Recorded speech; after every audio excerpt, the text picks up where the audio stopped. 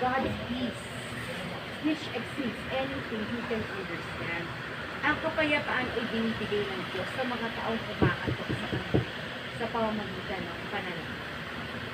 Ang kapayapaan na ibibigay ng Diyos sa atin is papantayan na yung puso natin.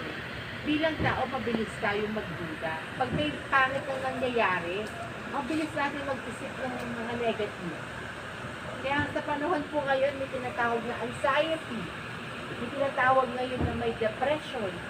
Yung lungkot na hindi mo maipaliwanag. Para sa ibang tao, salita yun. Pero sa ibang tao nakakaranas yun, realidad yun. Na may iba nga daw po, ayaw pong maligo dahil depressed.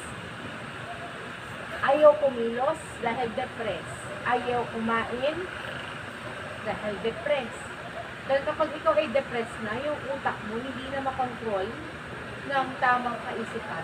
Ang lungkot na lang ang babalot sa'yo. Pero kapag ikaw ay laging kumakatok sa Diyos, instead na ikaw ay nag-depress, babantayan ng Diyos yung puso mo na laging papayapa. Dahil sa panahon na ikaw ay nagkakaroon ng pagsubok, kung hindi bantayan ng Diyos yung puso mo papayapa, i-give up ka. Sa Amerika po, mayroong mga kwento na tatay na wala ng trabaho. Alam niyo, iba nilulublog yung anak sa tubig, pinapatay, later on siya magpapakamatay. Parang, ano ba yan? Tayo mga Filipino, wala na makain, nakangiti pa, no? Parang, yung mga ibang yung mga foreigner, parang ang hina naman ng loob ng mga to. Pero pag ikaw pala ay dumating sa panahon na parang saan mo kukunin yung mga dapat mo i-provide sa pamilya mo, ikaw pala ay magkakaroon ng parang hindi pwedeng hindi ka magkaroon ng takot kapag wala kang Diyos. Talagang matatakot ka. Iisipin mo palang yung future ng anak mo. Anong mangyayari? Yun yung isa sa mga tanong ng mga tao eh.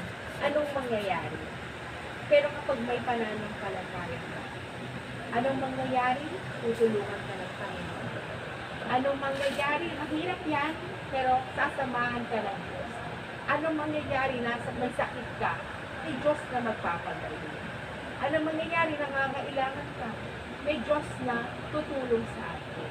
Kaya huwag pong mawawala sa atin yung connection sa Diyos.